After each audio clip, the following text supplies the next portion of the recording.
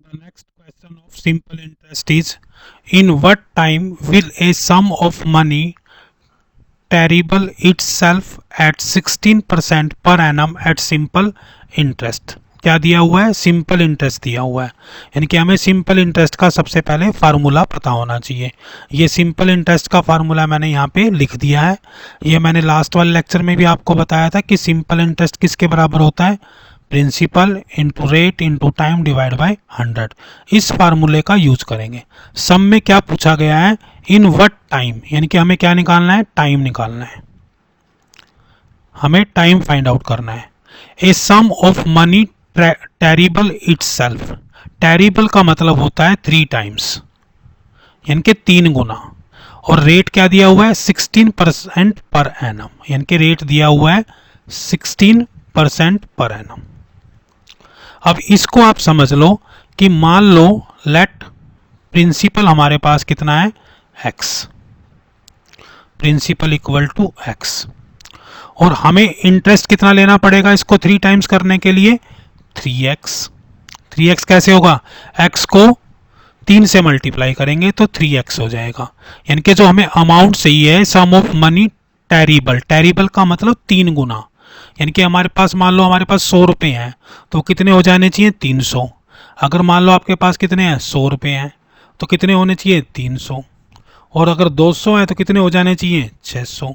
तो हमने क्या किया, यहाँ पर प्रिंसिपल को x मान लिया और टोटल अमाउंट हमें कितना चाहिए? टोटल अमाउंट, यानी कि जो हमें टोटल अमाउंट चाहिए वो कितना चाहिए? 3x। तो इंटरेस्ट कितना होगा? इंटरेस्ट होगा हमारा 2x। कैसे कैलकुलेट किया? 3x minus x that is equal to 2x, यानी कि इंटरेस्ट क्या हो गया हमारा? 2x, और प्रिंसिपल क्या हो गया? x। अब सारी वैल्यू लिख लेते हैं। Principal equal to x, interest कितना हो गया? 2x, रेट क्या हो गया? 16% पर एनम, और हमें क्या निकालना है? टाइम। टाइम हमें फाइंड आउट करना है।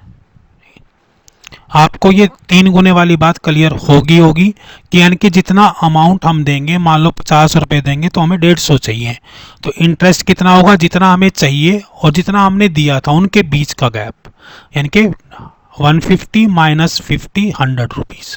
तो यहाँ पे हमने प्रिंसिपल क्या माना? x, इंटरेस्ट कितना बन गया? 2x, तो अमाउंट टोटल क्या मिलेगा उसको? 3x, रेट क्या है? 16% पर एनम, और हमें क्या निकालना है? टाइम। बस रख दो इसको फार्मूले में। कैसे रखोगे?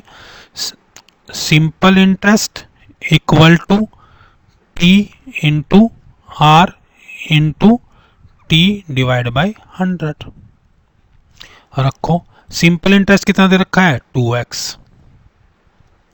क्या हो गया? 2x किसके बराबर होगा? That is equal to P कितना है? x, R कितना है? 16, और T हमें निकालना है, T को नहीं लिखना है, और डिवाइड बाय 100। इसको अब सोल्व कर दो।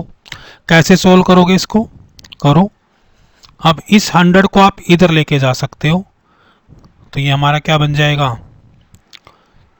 200x equal to 16x into में t, तो t किसके बराबर आ जाएगा? t equal to 200x divide by 16x, x के साथ x कैंसिल हो जाएगा, इसको डिवाइड कर लो। 4 से करोगे तो कितना आएगा? 4 चौके 16, उसको 4 से करोगे तो कितना आ जाएगा? ये कितना? 200 है, 4 से करोगे तो 50 आ जाएगा। फिर इसको और डिवाइड कर दो 2, और ये वैल्यू कितनी आ जाएगी? 25।